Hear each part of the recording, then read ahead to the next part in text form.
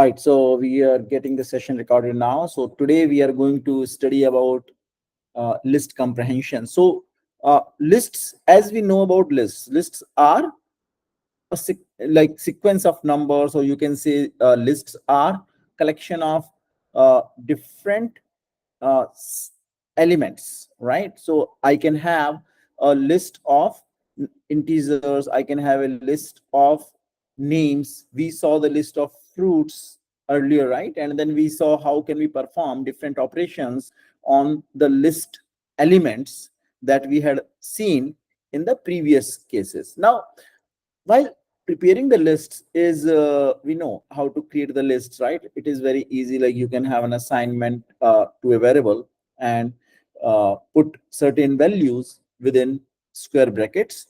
That is known as a list. What list comprehensions does, it provides a concise way, shorthand way, right? So to create the lists in just a single line. So let's say I want to create a list with the squares of numbers from 1 to 100, right? So how are you going to do that? Anyone wants to answer that? Janvi, would you like to answer that? So can you repeat the question? The question is, I would like to prepare a list with squares of integers in the range 1 to 100. A list of squares of numbers in the range 1 to 100. If it is simple like 1 to 100, so we can simply create a range. We can say range 100, right? If we say range 100, it means our 101. So I'll be getting the elements from 1 to 100. But if I need a square of each number and I want to prepare a list with these numbers, so we can create an empty list, we can write a for loop or while loop, and then we can say like for num in range 101, and then we can for each number we can iterate, right? And we can do append to the list that we have created with the square of num value. So that is one way of writing, a long way of writing it, okay, and creating that list. So I'll show you an example what I'm talking about. So give me a minute.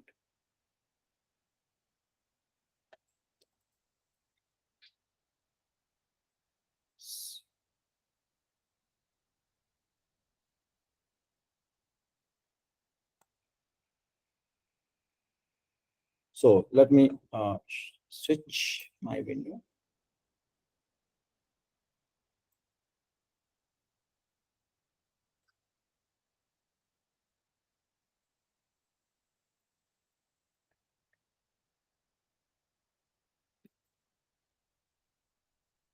Hope my screen is visible to you. I go to my projects.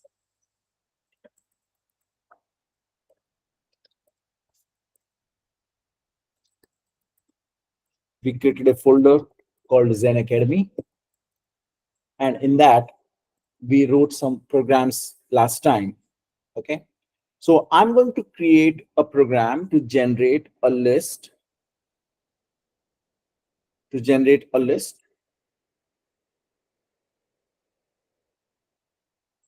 with numbers from 1 to 100. Okay, so let's see how can I do that, or the squares of the numbers. So we create list of squares dot py. Okay, now I'm creating my list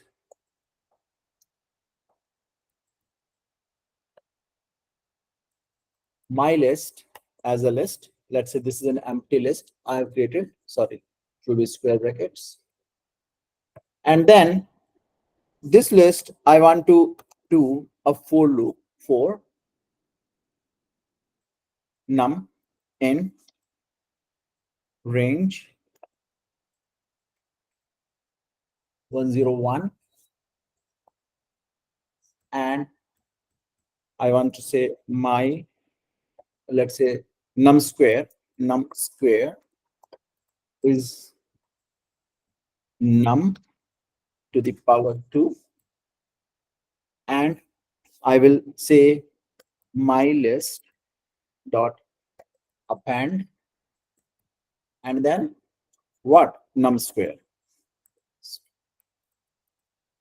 Correct? So this is what we are doing, and this, as this is a program. So how do we write the comments? Using the hash character over here. Following code prepares a list of squares of range 1 to 100. Okay, and then once the list is prepared, I would like to print num square and see what is that list. Okay, so let's just close it, save it. I want to say Python num square, sorry, list of squares dot py. What is happening? It is just printing 10,000, something wrong we might have done. Okay, sorry, I'm printing num square. Ideally, I should be printing my list. We want to print the list, right? What list we generated. So my list. Let's see. Now I'll say Python list squares. So I just wrote this code, which is generating the numbers, okay, the squares of the numbers in the range that I have given. And because, as we know, our lists start from the zero, right? So when I say the range, so it started from 0 to 100. Okay, I given 101 over there, so it goes from 0 to 100. Now, so it has taken square of 0 is 0, square of 1 as 1, square of 2 as 4, square of 3 as 9, and so on, all the way up to 100. It is providing the complete list. Now, while I'm able to achieve this, this is good, but we can simplify this. If I'm using the list comprehension, I don't need to write a program of these 3 lines. All I can do is just in single line, I can complete this requirement, and that is the purpose of list comprehension. So let's go back to what we are talking about. Okay, let me switch back. Now we'll go back to slide and look at our today's topic of list comprehension. So what we are talking about is the same job which I just did using this source code, where I wrote a for loop in order to prepare a list of squares of numbers. Same thing I can achieve using just a list comprehension. And what this list comprehension does, so it provides a concise way of creating lists in a single line, combines list creation and filtering in one expression. And here is an example. The same thing, something similar what we were doing is x square. If we have to do for x in range 10. So if I say squares equals x square for x in range 10. So let's see, and it can include conditional statements for filtering elements too. Okay, so conditional statements for filtering elements. How? It can do something like, suppose I don't want all the numbers, and I want to take only some conditional elements out of that range that I'm talking about. So for example, I don't need all the numbers, I need just the even numbers, or I need all the odd numbers. So what I can do, I can compute even squares as x square for x in range, whatever the number you want to provide here, if x remainder 2 is equal to 0. It means even number, right? We saw how to compute the even numbers earlier.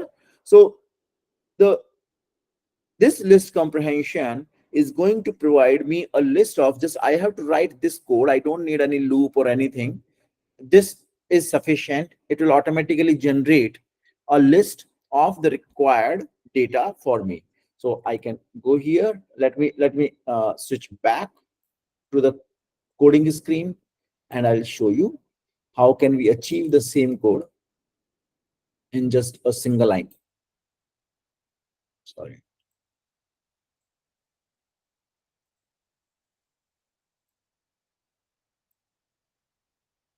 All right, so we are here. Let me just quickly look into this was our original code. So I'll close this. I'll say cp list squares dot py to list squares, list of squares uh, with comprehension. Okay, so now we are list squares with comprehension. So what I want to do, I don't need any of this. Okay, I just need one liner. And what I say, I need, sorry, I x square, and then what condition we are saying, x square for x in range 101, and that's it. That's it. Okay. First of all, this was our requirement, right? So now let's see if this works. I'll just go to beginning of this and say Python. So what happened means I have two codes now. So I'm a code where I wrote list of squares dot py. This is one code, and I have another code, list of squares with comprehension. Which one is more efficient? Of course, the second one. The first one required me to write a complete loop over here, use the append function, and then kind of I need 3-4 lines of code, which I'm able to achieve using just this single line of the code over here, my list, right? So you can see this code over here. It's just like a single line of code.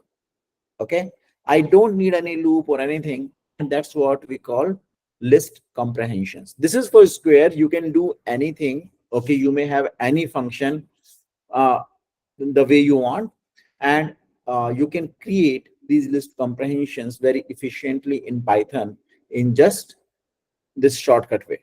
Okay, is it clear to you guys, or you have any question? Please let me know. Give me a thumbs up if you understand this.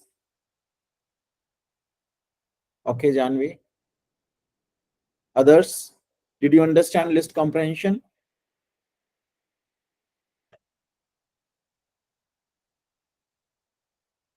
Okay, Angel.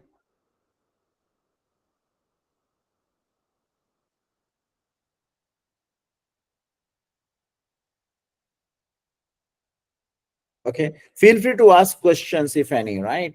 For now, I'll go to the next slide. Okay.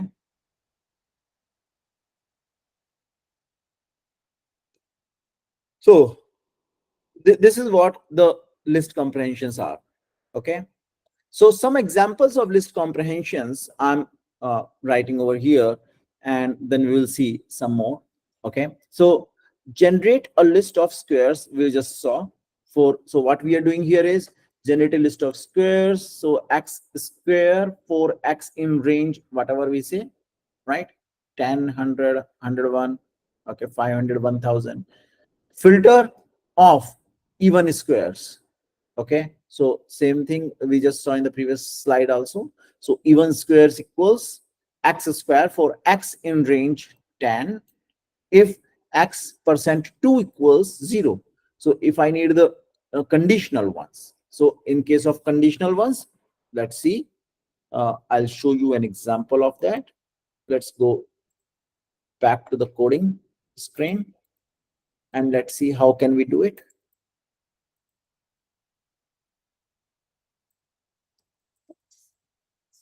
So vi list even squares.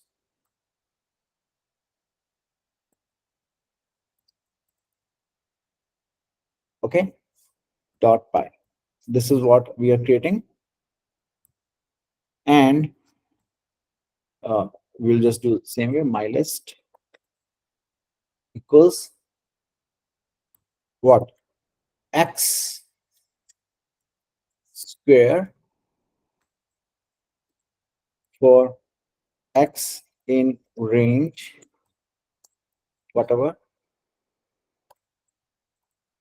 and if x percent 2 is equal to 0, right?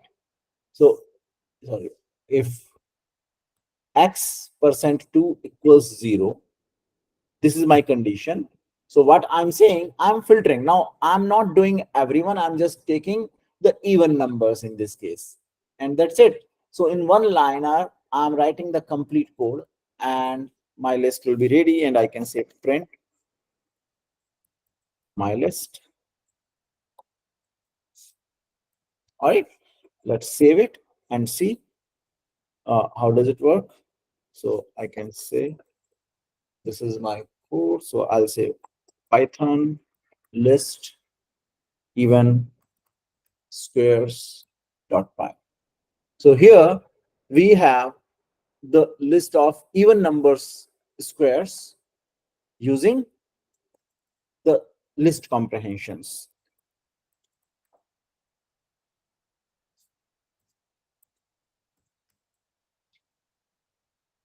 Clear? All right. So next we'll go to let's see more examples.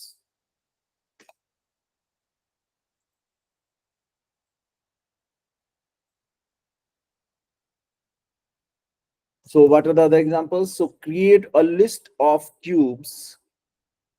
Create a list of cubes. So some similar way, instead of x square, we did x to the power 3 for x in range, whatever the number you want.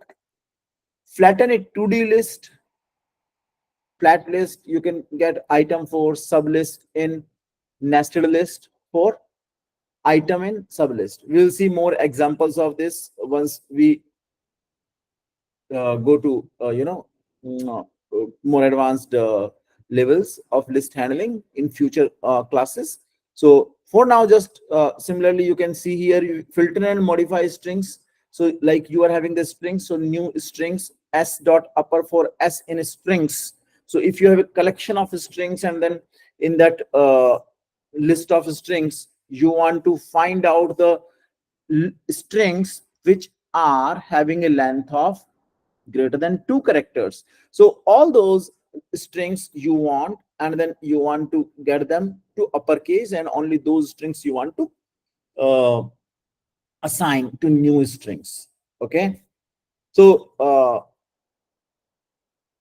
I hope this is making sense to you. Okay, I will leave this one to do an example yourself. S dot upper, it will give us the uppercase string. For s, this is string s in strings. What is strings? Prepare any list of strings. Okay, maybe some collection of strings, maybe student names or something you can do. And if length of s is greater than 2, so there could be a single character strings, two character strings, and more than two character strings. So if it is more than two characters, only those strings it will pick up. It will do them in uppercase and will add into this new strings list. Okay, Shalini, are you clear? Give me thumbs up if you understand what we are talking about. Angel, Janvi, everyone. Great. All right, so let's go to the next one. So here is the same example is given over here to show you what we just wrote. So here, instead of the my list, we have taken the name as square. So what list comprehension is? List comprehension in Python provide a concrete, concise way to create lists. They are generally more compact and faster than traditional for loops, for loops. Okay. Here is the basic syntax. So how you write it? You write some expression for an item in an iterable, okay, and you can use if condition.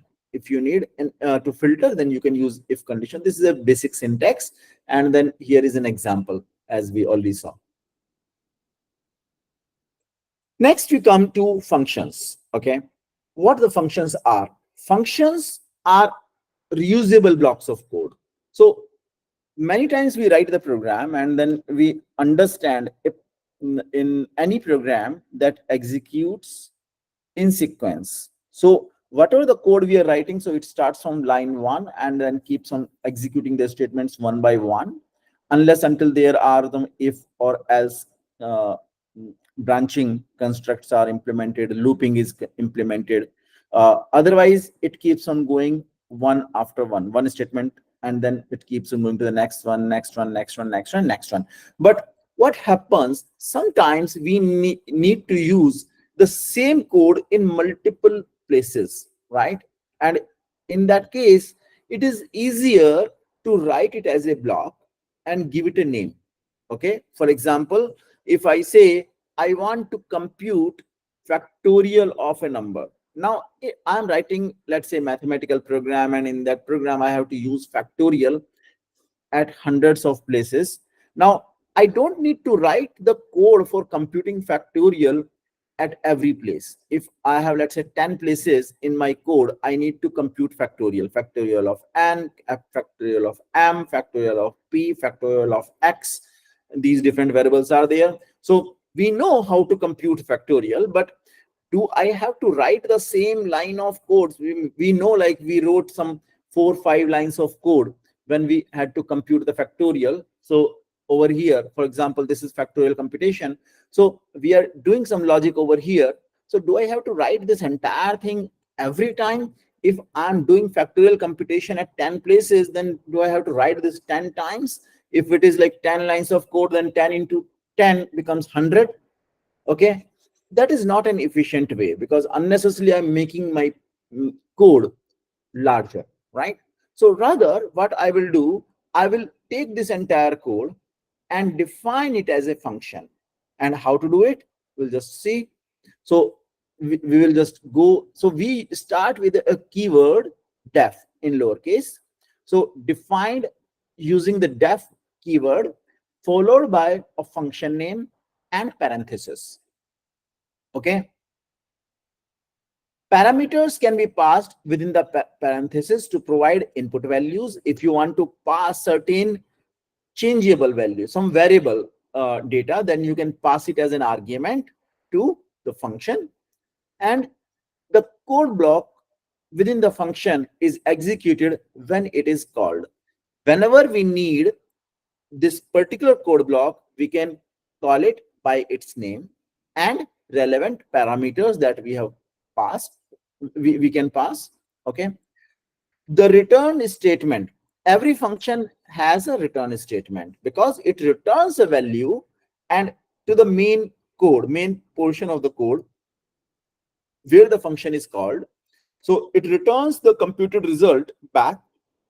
So the return statement is used to output a value from the function. Okay, so let's see an example of a function first. We'll go to the recursive functions later on. So I'll go back to the code.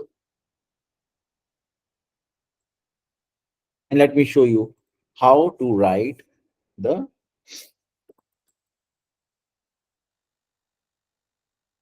just a minute, how to write code. Okay,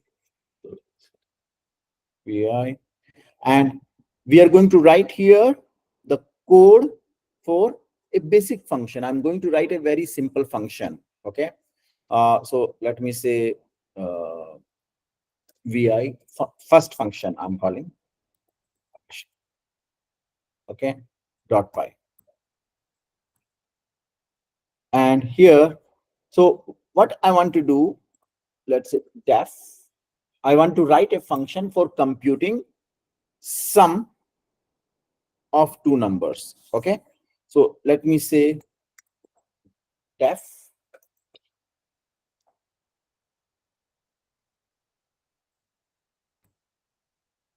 so I say def and say sum, and then a comma b. Suppose this is a function I am writing, and I define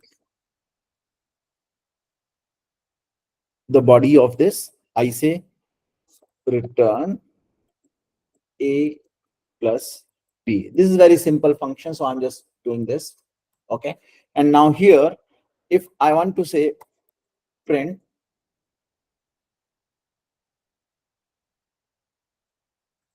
print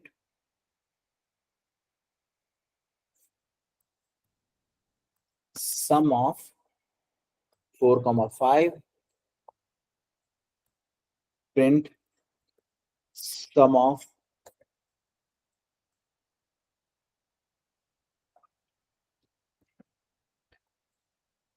67 comma 45, print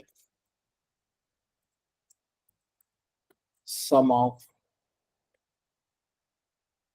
comma 90. That's it for now. Let's see. So I go back and say Python first function, and what it does. So what was my code? My function is here. So what it did, it is actually taking this, okay, sum of 4 and 5. It goes inside this function. So when I say I'm calling a function here by its name, so I've defined a function. This is def, as we just saw. It starts with the def. It must have a name. Okay, of course it cannot be a keyword, Python keyword. So you must use a name which is not a Python keyword. And then it may or may not have these parameters. Like I have taken a b, you can have any number of parameters. It may not be there too. It may be 0 parameters too. Okay, in that case you will just write the empty parenthesis. That is important, right? And so I'm giving here 2 parameters in this case, and I'm saying return a plus b.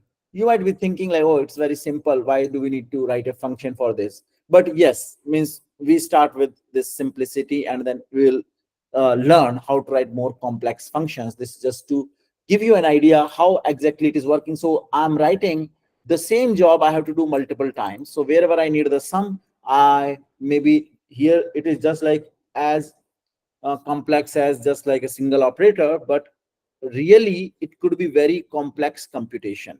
Okay, so if you are doing something like some standard computation that you may have to do, for example, you have to compute, let's say, covariance or standard deviation, or you have to compute angle within a triangle. Okay, so some lengthy computations if there are, so all those computations can go within a particular function, and then all you have to do is pass certain variable data. Variable means the data which is changing, right?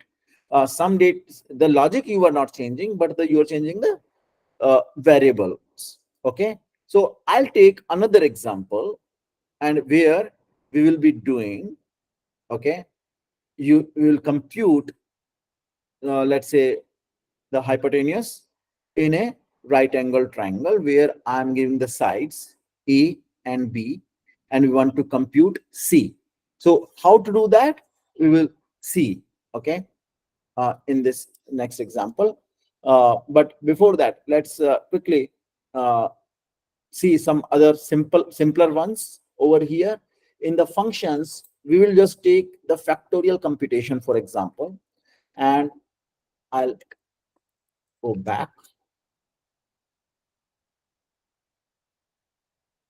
Let's see some other slides.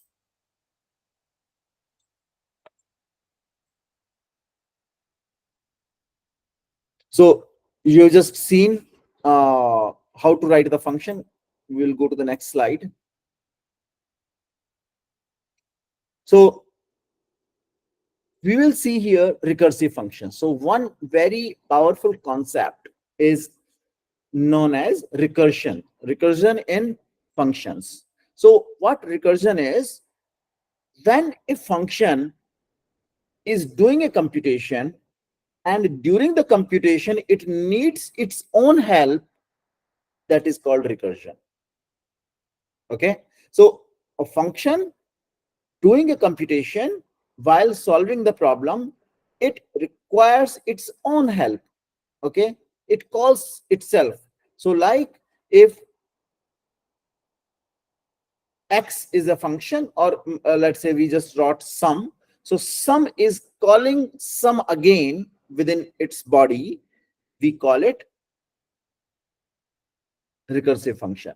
Okay, so now we will see more attributes and some you know what precautions we should take when we are creating these functions. So a function that calls itself, you might be a little bit it might be looking a bit awkward to you why a function is calling itself, but we will see certain examples shortly, right?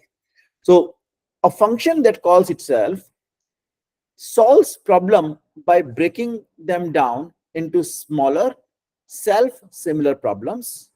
Okay, base case condition that stops the recursion. So we should always have a case which stops the recursion. Recursion means it keeps on doing, keeps on doing, keeps on doing. Suppose I want to compute factorial of 100, then it will be 100 into 99 into, right, 98 into 97 into 96 and all the way up to 1, right?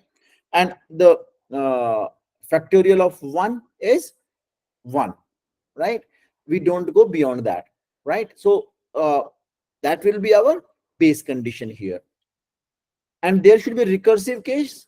So there should be scenarios when the function is calling itself. In the base condition, it stops the recursion, but there is a recursive case. So call itself with a modified input. So every time it keeps on modifying the input. So n into n minus 1 into n minus 2 into n minus 3 into n minus 4 into n minus 5 till it reaches 1. That is what the factorial computation is, right? So we will be just doing that shortly. Can be less efficient than iterative solution in some cases. So recursion, while recursion is good, but it should not always be used, because in some cases it may become less efficient as compared to simple iterative solutions where you can use for or while loop, right? So you must think of a scenarios where recursion is really required. If it is not required, don't overuse it. Okay, but in some situations recursion can be very, very helpful and can help you write simpler code in just a few lines. So for example, we take a function def. This is an example of a Python function. We already saw that. So like I'm saying hello, and uh, over here we are going to write a function for greeting someone, right? And in the function I'm going to pass the name. So we call greet ls. So what it does, it says hello Alice. If I say Angel, it will say hello Angel. If I say Janvi, it will say hello Janvi, and so on. So this way it is going to execute the code. Okay, we just saw one example. I'll just show you this one. We can go back to our coding window and let's have a look at it. So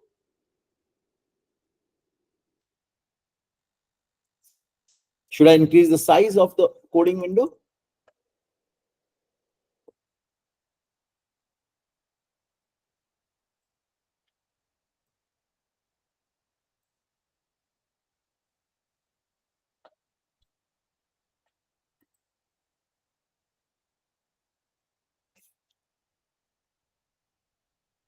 Okay, so let's see. So we say v I create dot py, right? We write a function here, def create, and in this we pass name of someone, right? And you put a colon after the first line, def greet, what are the function name, and then parameters that you want to pass. And here you want to print hello, and we can make it an f string hello, and I can put within braces, I can write name.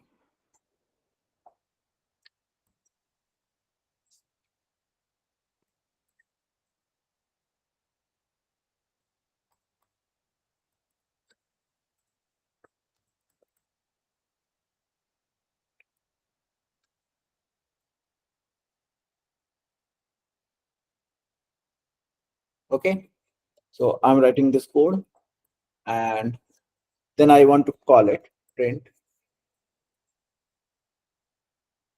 for print greet.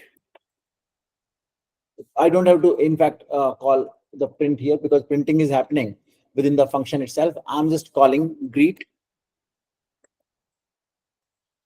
Angel,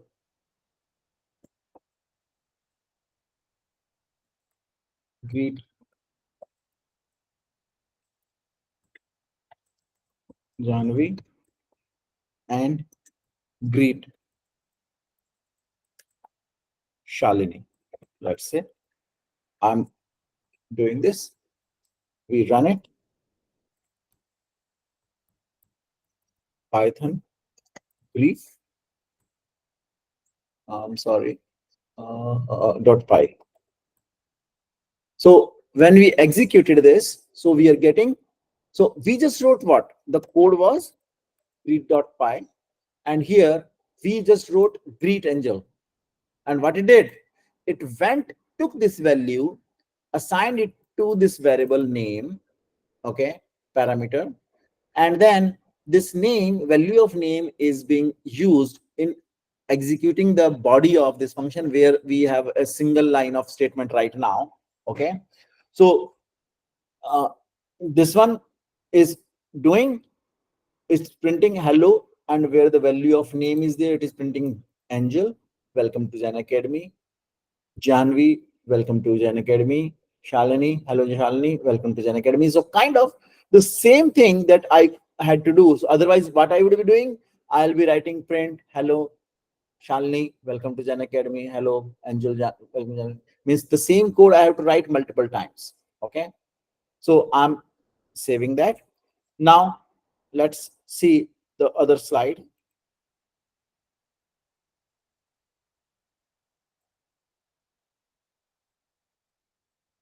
So I'll go to next. Now let's see the recursive computation. So we will take an example. So factorial is a case where I can apply recursion. And why? Because the computation of factorial is such that where it multiplies the number with its previous number, then to its previous number, then to its previous number, then to its previous number. So like n minus 1, n minus 2, n minus 3, n minus 4 till it is up to 1. So 1 into 1, 2, 3, 4, 5, 6 up to n. All these we multiply together and then we get a result. So if It's 8 I o'clock. do this problem, I can split in smaller problems. So let's say I have to compute factorial of 100. I will do 100 into 99. So this is one problem. Then I have to multiply whatever I computed basically. So I have to compute the other two numbers, right? So I have to get the factorial of. So I can say 100 is factorial of 100 equals 100. So what I'm saying is, so 100 factorial, if I say we use exclamation mark for the factorial sign, is equal to 100 multiplied by 99 factorial. Is it right? And what is 99 factorial? 99 factorial is equal to 99 multiplied by 98. Are you seeing what I'm typing? Give me thumbs up. The green text, is it visible to you? No, sir, it is not visible. It is not visible. Okay. All right. Let me, hold on. Stop presenting. I'll present.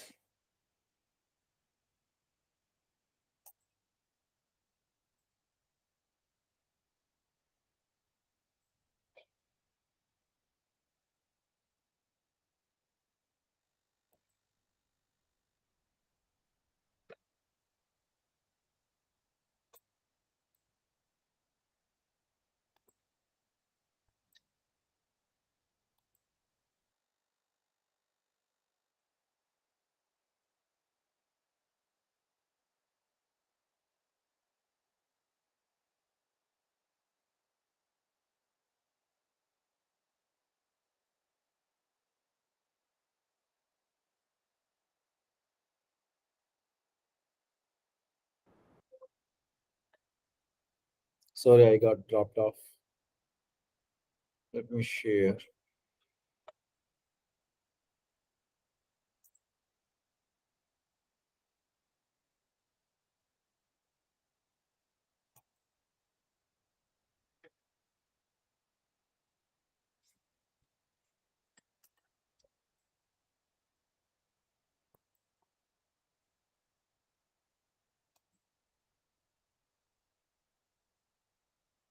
Is it visible to you?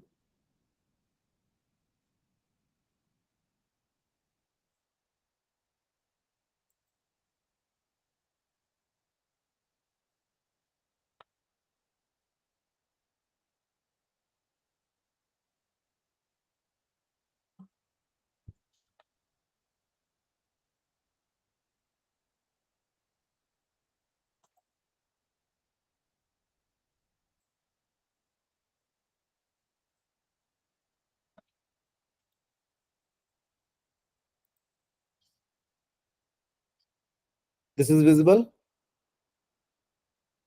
Give me thumbs up. Okay.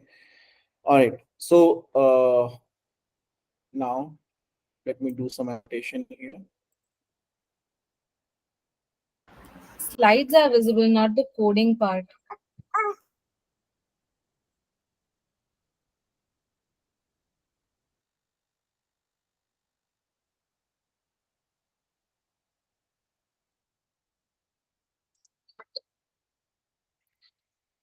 Now you see.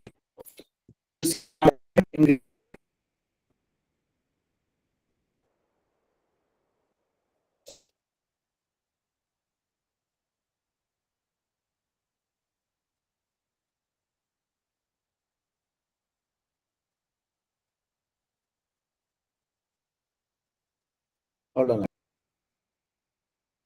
I'll.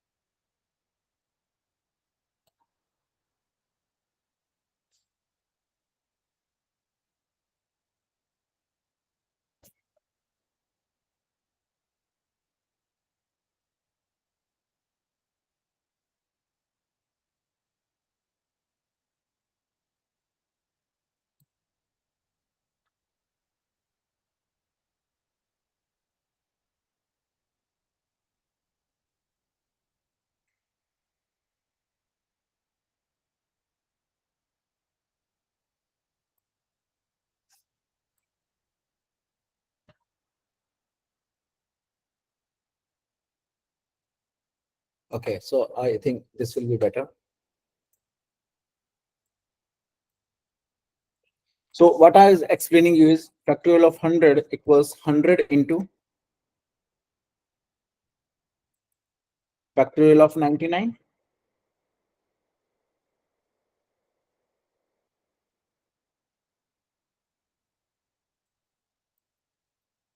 right?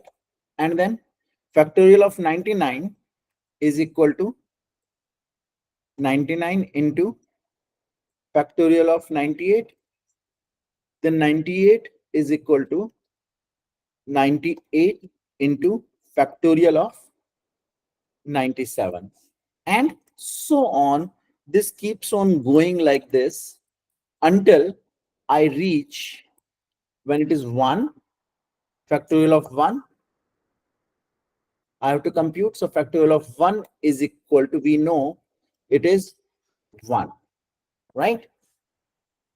Or in fact, I think factorial of 0 is equal to 1, 2, right? So when it is, so we factorial of 0 is 1. So we will do this logic, and so every time what we are saying, we are actually multiplying the number and its factorial of its previous number. So how a function, when I have to write a function, so I can simply say a function for factorial is factorial of a number n is going to be n, means here if I say factorial equals, so we can assign that to the function name. Okay, it acts as a variable. So, or so we can say, or I can compute it as factorial value, whatever, and I can say factorial of, and let's say it's fact, so it will be n into factorial of n minus 1. Isn't it simple?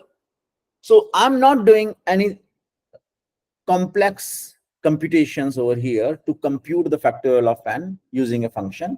I'm simply writing this one liner code. Okay, what is factorial of n is equal to fact is n into factorial of n minus 1. So it will, here the function is going to call itself every time, and I define a base condition here. I define a base condition where I say if n equals 1, then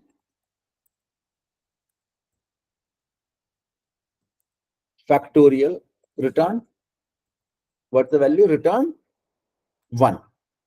Okay, and otherwise else, if it is not there, then finally it will come here. So it will compute this value, and let's say it's the fact equals this, and then finally we can return the value of fact.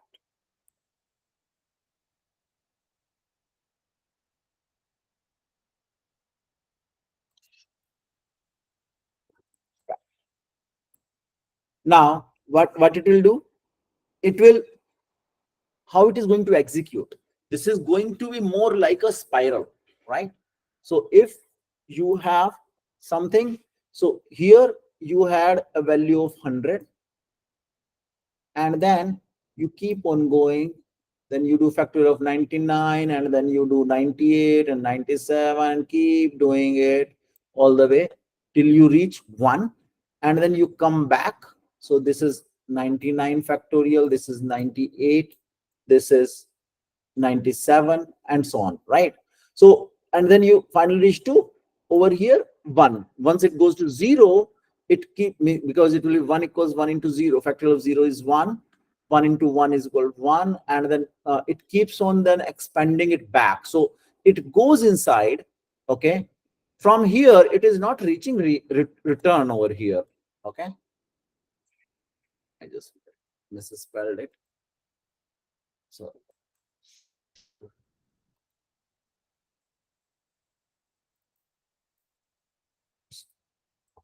return. Okay, return fact.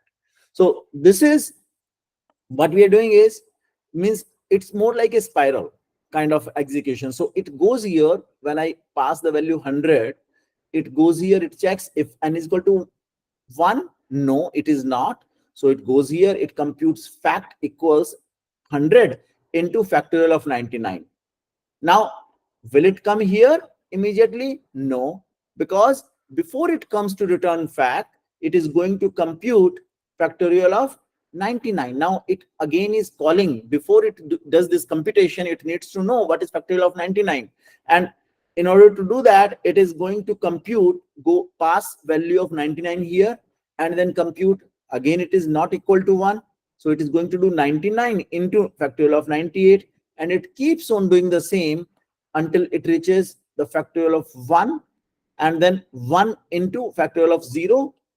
Okay, now factorial of 0, it computes. I should do, actually, means in case of 1 I can do, ideally in factorial, if it is equal to 0, then it is 0 or 1, basically, then it returns 1.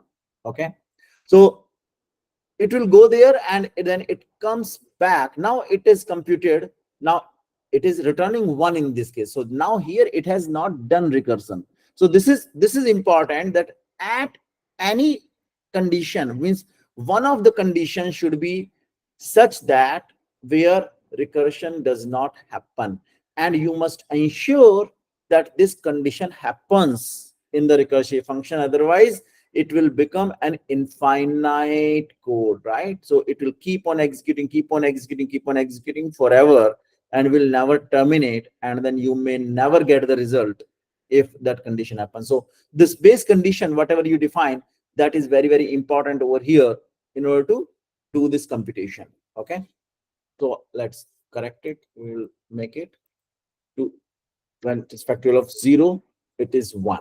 Okay, so 1, it will be 1 into factorial of 0, and for 0 it will be returning 1, and then it will not do recursion. So now it starts getting it back. So once it goes back, so then now it starts doing the computation. So it will do 1 into factorial of 0 is what? 1. So 1 into 1 is 1, and then it keeps on doing the rest.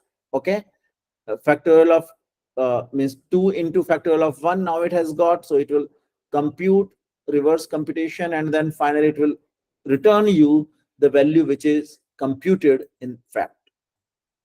Okay, and this value will be printed wherever you want to print. So we'll just see this example, and let's see this implementation.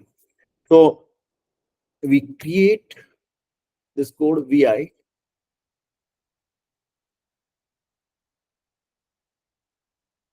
factorial,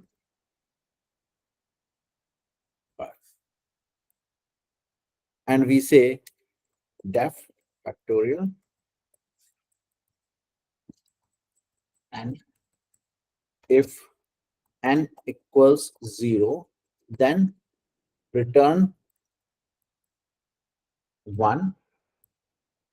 Okay, otherwise what to do? Otherwise it has to be indented. Within the function, the body has to be indented. So that's why I'm aligning with if. So it is the same block, right? Same level of indentation.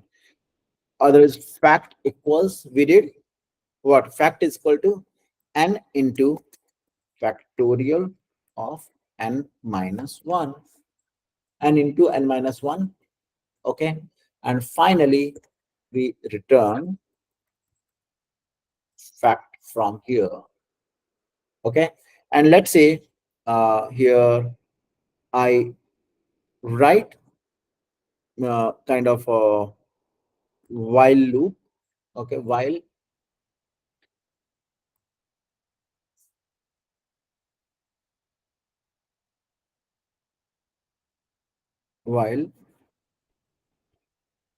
I say a number I want to input, num equals int input,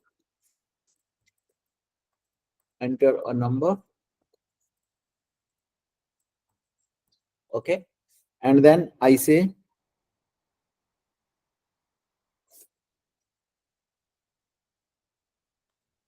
print print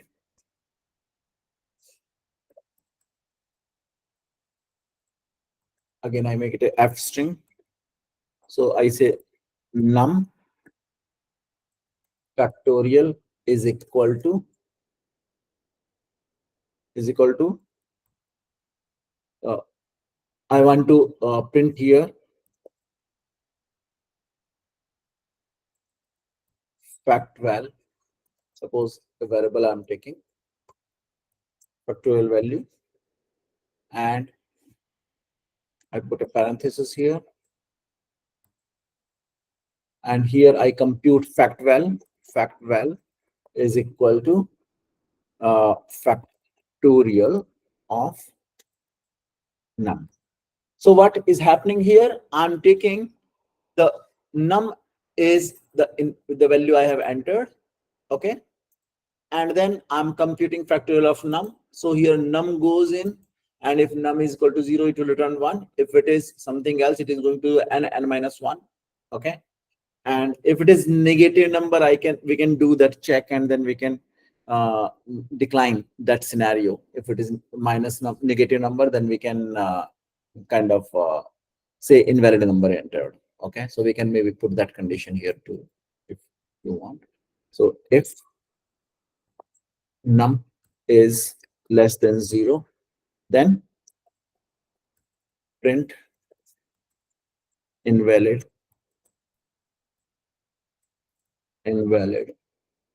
input, okay. And else we calculate fact val, and we do the printing of fact val, okay. Let's see how it works. So we say python factorial py, something wrong, okay. Okay, one parenthesis we escaped, we did not close it. So we have the starting parenthesis, then this two parentheses are there starting, but we are closing one, so we have to add one more, okay.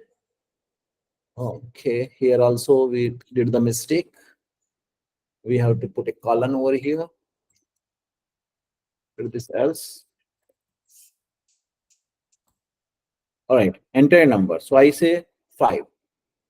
Factorial of 5 is 120, okay. I pass in 0.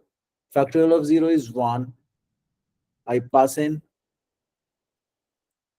minus 90. It says invalid input, right? So we are able to validate all the scenarios here. Factorial of 8 is 40320. Factorial of 100, my goodness, very large number, right? Factorial of 30 is this. Factorial of 12 is this. Factorial of 10 is this, 3628800. All right. So we are able to compute the factorial using recursion over here. And I hope you are clear about the code. So let me just show you again. Feel free to ask any questions on this code if something is not clear. Or otherwise, give me thumbs up if we can move on.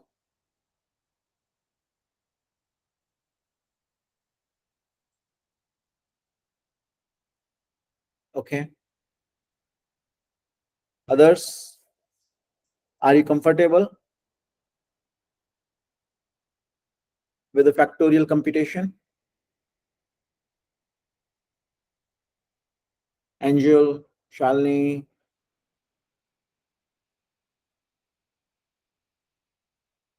are you guys clear?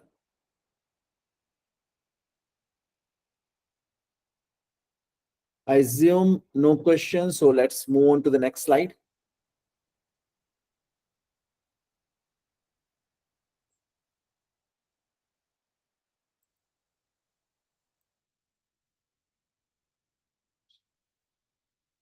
All right. So I hope this is very clear.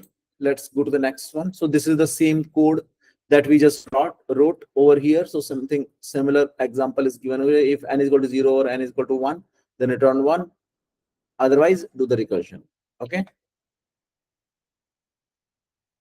This is a recursive function you can define for Fibonacci sequence too. So just have a look at it. So this is the same code. So what we are doing in Fibonacci sequence, what we do is we do the sum of 0, 1, 1, 2, 3, 4. So 2, 3, 5, 8, 13, 21, 34. So every number is a sum of previous two numbers. Okay. So we keep on doing that. And here also the terminating condition is what? Like base condition. If n is less than or equal to 1, then return that number itself. So less than or equal to 1 means when it will be 0, or when it is 1, then return 1. When it is 0, then return 0. Okay. So uh, that becomes a base condition, and it will keep on doing Fibonacci n minus 1 and minus 2.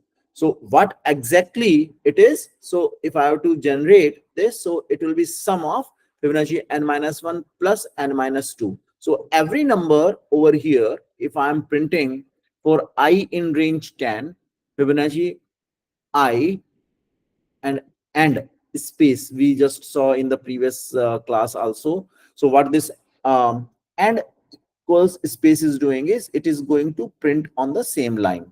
Okay, if I don't specify this, it is going to print these numbers vertically.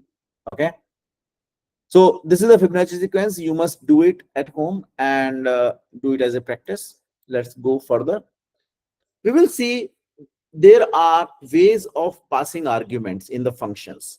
So it is very important because the argument passing, we have seen some simple argument passing right now, like we passed num, we passed a and b in a function. Okay. Now, what are the different ways of passing arguments to a function? So these are four different possibilities you can have. Okay. One is the positional arguments.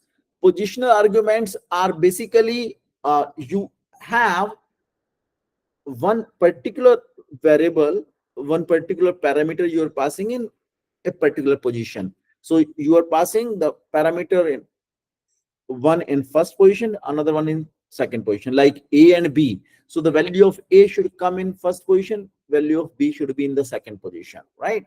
So even though like it's a sum, so in case of the sum, it really doesn't matter in what order you're passing, but you, in certain cases, it may, for example, you are doing some computation for a bank or for a client, right? If you are in accounting, so you are doing some accounting.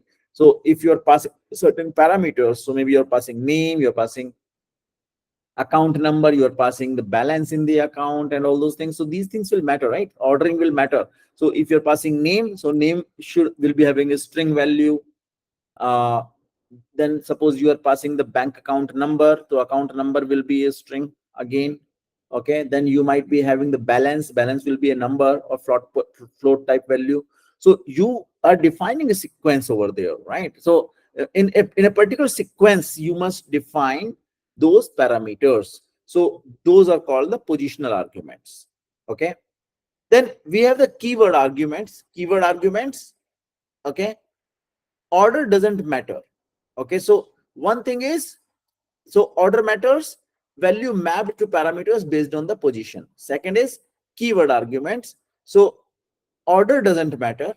Okay, values mapped using the parameter names. So if you are passing the value with along with the parameter, along with the keyword, okay, if you are giving name equals so and so, account number is equal to so and so, bank maybe balance is equal to so and so, if you include the keyword, in that case the order doesn't matter. You can pass it in any order, you can put any arguments in the first position, any argument in the second position, any argument in the third position. Okay, Then comes the default arguments. Default arguments are, sometimes we say, okay, if this value is given, then okay, and if it is not given, then by default assume this. Okay. So for example, we say, let's say we are registering a new voter. Okay. And if it is a first time voter, so uh, ideally we must ask the age of the voter. But if it is not given, then by default assume 18 as the voter's age. So something like that. I'm not saying like that is a right scenario to apply it on, but just think of it like, if something you want to assume by default, then the default parameters can be used. Okay. In certain cases, for example, if somebody is registering for a course for academy.zensoftware.in, and if the country is not specified, assume the country as India by default. That kind of scenarios, okay, could be there. We will see some examples of the same. Okay. And variable length arguments, so functions that accept, so sometimes we don't know how many arguments are going to be there. Okay. So if I say you have to pass names of students, okay, just you are saying enter names of the students in the class. Now there could be 5 students, there could be 10 students, there could be 15 students. You really don't know how many arguments you are going to pass. So that, in that case, we pass them like args and kw args. Okay. So args and kw args. So this is basically when we don't know how many values will be supplied by the user. Okay, these can be one, these can be more than one. So then we use the variable length argument. So functions that accept the number of any number of arguments using special syntax, args and kw args, and we'll see this. Okay. So let's understand the positional argument. So in positional arguments, values are assigned to parameters based on their position in the function call. Okay. Order matters in positional arguments. Examples like we are saying def, greet, name and greeting. So if I'm passing the name and I'm passing the greeting, so called with greet Alice, hi. So in this case, you cannot do like greet hi Alice, because hi is not the name, Alice is the name, right? And you want Alice to be passed, to be assigned to name, and hi to be assigned to greeting, right? So that's why here position of the arguments is important in this case. Alice is assigned to name and hi to the greeting. Changing the order changes the assignment. Okay. You cannot do that in this case. So greet hi Alice assigns hi to the name, which will be incorrect, right? Incorrect assignment. So while that can be, you can use it, but that is an incorrect assignment. It will not automatically assume hi is going to greeting and Alice is going to name. It does not have that common sense, right? Then understanding the keyword arguments. So keyword arguments are passed in the function call with the syntax, keyword equals value.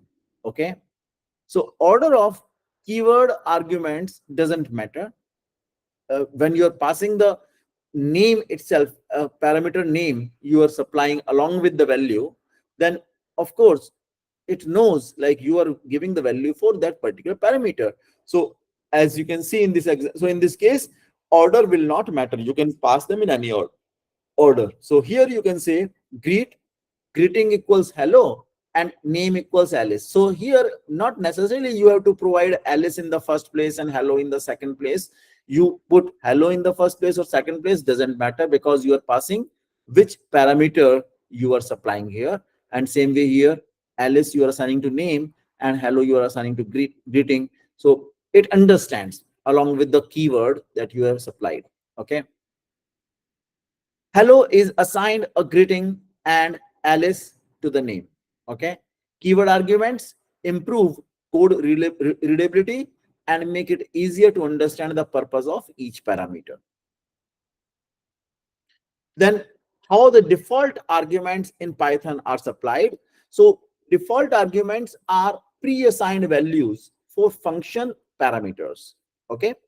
So in as I told you already, so some values, if you have some such scenarios where if user has supplied, we will take that. If you have not supplied, we will consider a default value. Okay. So they can be omitted.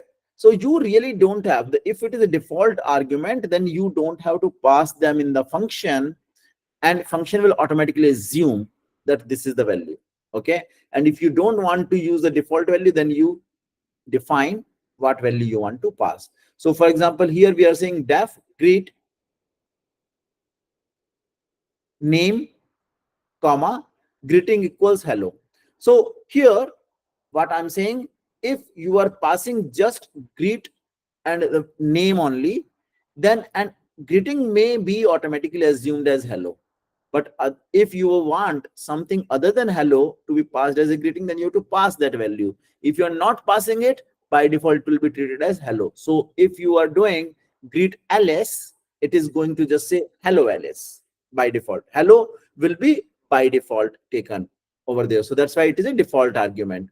But if you say greet Bob hi, and because hi is your passing this parameter value, so in the greeting, so it will be hi will be assigned to greeting. In this case, will override the default value and it will print hi Bob. Is this clear? Give me thumbs up if this is clear. Okay. Others? All right. So let's go quickly to the next one. Variable length arguments. This is important, and we will see its examples tomorrow. Okay. I will leave it. I'll upload these slides on the portal. So look at them. Try to do some examples yourself. Okay. And especially this one, variable length arguments, we will see an example in tomorrow's class, means next class, which will be, yeah, tomorrow is one. All right. So variable length arguments in Python, functions can accept a variable number of arguments using a special syntax. So there is no fixed number of arguments that you are supplying in this case. Positional variable length arguments are defined using args, and arbitrary keyword arguments are defined using kwargs. Okay, for example, calling my func 123 name equals Alice, age equals 30 would print. Okay.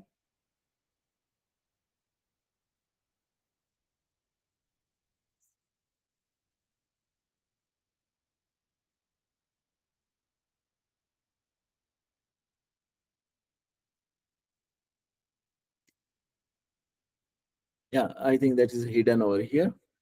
So this my func, whatever the function you are taking, right? So this is having some positional arguments and some keyword arguments. So where keyword and the value is given, keyword and value is given. Okay, so you can do the mix of them, and these values, these will be assigned to the args point asterisk args, and this is going to be assigned to keyword args, kwargs. Positional variable length arguments are defined using star args, gathers remaining arguments as a tuple. So this allows a function to accept any number of arguments. For example, def my function and asterisk args, print args. So it is going to print the values of the arguments that you have received. This is the variable length example. So where variable length arguments are defined using star args, gathers remaining arguments as a tuple. This allows a function to accept any number of arguments. For example, if you write this, and you can take any number of arguments basically in this function. Okay, it can be one argument, two arguments, n number of arguments. Okay, we will see the examples of variable length arguments and the positional arguments, more some of more scenarios in tomorrow's class.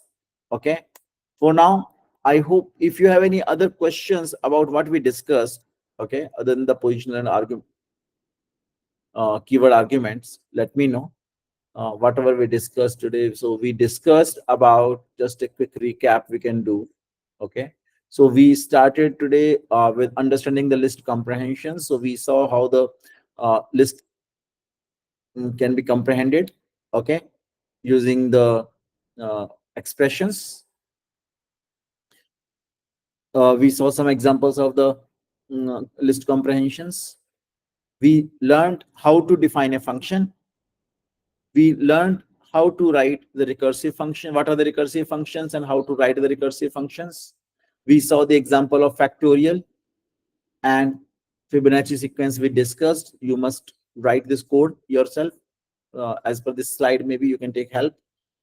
And passing parameters to the functions we have seen. And in the passing parameters to the functions, we have seen positional arguments, keyword arguments, default arguments, and variable length arguments. We have seen some examples of that here in the code. I will leave it to you to practice them either in Google Colab or on your local Visual Studio Code environment or PyCharm, whatever you're using. Okay. And let's discuss in tomorrow's session if you have any further questions. Are we good, or any queries? Feel free to let me know. Are we good? Give me thumbs up. Okay. Others, are you comfortable?